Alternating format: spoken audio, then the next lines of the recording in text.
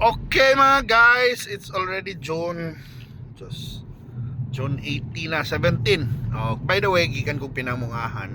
Bakit ko nag-video dito using this kuhan ba? But I'm gonna tell you lang about nakanindot ani ba kay si Junmar Fajardo ba na human na gid iyang resort kun hay ba wa pa na kay kuhan pero nahuman na ga-blessing na siya pero wa pa nag officially open kay kuhan pa to nag gi-blessingan lang kay mo biyahe mo sa Junmar pa busy siya ba dugay pa kayo. We're in the middle of the season, ganhan pa sila mo win championships, so duwa pa sa Gilas. So daghan pa tila basig mag Asian Games pa na mura wag dugay-dugay pa siya makabalik sa pinamungahan mo nag-abri na siya. So today we're gonna talk about ang kanindot aning Junmar pa kay simple yun hapong tao si Junmar Fajardo. Ano yung mga players ba na humidit big sa Manila, sikat siya na MVP na 9-time MVP na yan kuha na simpleng buhay yung boss Junmar taon na mara magmuli yung sa pinamungahan kaya ba na kanang uban diba ba na syudad puyo kuya na kayo kuha na kayo mga players refined na pasosyal na mga kaon mga bars si Junmar makaon yaman magkinamot yaman makaon yung paklay ano na punto na kuha na ba yan naghimo siya diba daghan man siya mayon yuta nagi na siya kwarta na dako na siyang sweldo pinakadako din na siyang sweldo right now in the PBA nakanindot niya investing na I know at natin sa mga investments sa salayang lugar pero gi-invest gyapon niya sa pinamungahan bay love kina niya yung mama si mama naman na si aning ites so marites ngan aning maites na niya yan dayon love gyud kina niya na nagtukod sila resort dito sa buhing tubig dito sa Bukits pinamungahan yan giganlag maitis place so actually ang akong amigo ay architect so dahil 5 ka villas 5 na kanindot kay villas kada mo mahalon kay villa magbay na each villa na kaugalingong swimming pool na bedroom sa taas yan ay ubos living area kitchen pwede niyo tamay-tambayan ba yan may kaugalingong pool so kuan kayo ba nindot to kayo na pina-private resort kana pang retreat yun kana mga pang kuan ba pang relax pang palayo sa syudad di ba pero mao na nag-abri na I mean makakuha siya nag-open lang sa check swimming pool para sa public ganun siya na ay mga kuan ba imbes na maghimo yung exclusive na resort naghimo siya public kuan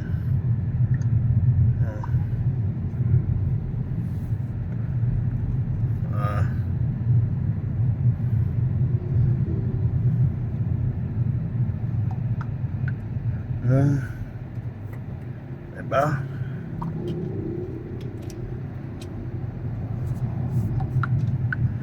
so mauna ba so ang nakanindot is kung ganahan na nila maragwan niya kalimti ang iyang gigikanan so while natatig itong mga villas na pang private lang na may public swimming pool so kuha na marana siya na naikuan ba na siya kuha na maka-enjoy sa ang mga tagapingungahan sa iyang the fruits of his labor maybe di siya mo puhon kung retire na siya di siya basta may standby na lang ba o di ba swimming pool and then magsiligo-ligo yung mga igagaw di ba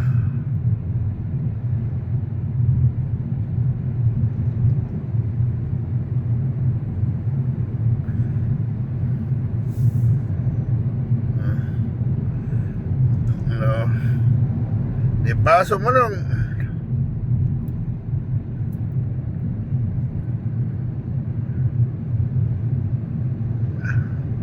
text so mana ba ang nakanindot na enjoy kuan sila maka-enjoy makagibog employment plus na economic activity des pinamungahan di ba so I hope mo lambo na negosyo doon ay mga challenges kay medyo layo-layo gid siya sa main road ya barangay road ang kuan but kung I think when when makuha na na area ba, mabibo na na area, I think mahuna-hunaan na sa local government na maybe panakan ang daan or improve ang daan, butang mga safety railings. Wala na akong concerns dito, medyo palagi na kay, of course, nagtukod ko siya somewhere na wala kay nagpuyo tingali, so of course barangay road yun na, somewhere na wala kayo mga aktibidades, di ba? So mao nang kuan, but nalipay yun ko na one of our best basketball players or best Cebuano athletes is investing diri sa atua, di ba? Muban pa na, di ba? Wala sa tabakitan, wala ba na kanahan ko na naghapon yung pagka sa tawag sa tagapingumungahan, pinamungahanon naghapon ang iyang pagka Cebuano, pagka marabag na siya love sa iyang hometown ba, nagbalik-bayan gid siya. And I hope na mali, I hope we support him.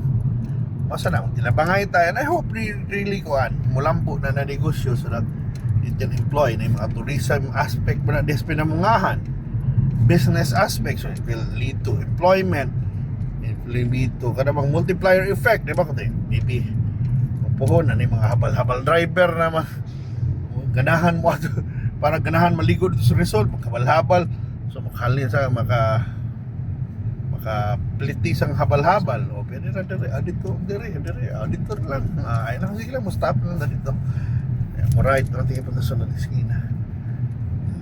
Pero mana I'm quite elated, and you'll see it in my vlogs at itong akong video tingay makita ninyo to see unsay dagway sa Maites, di ba?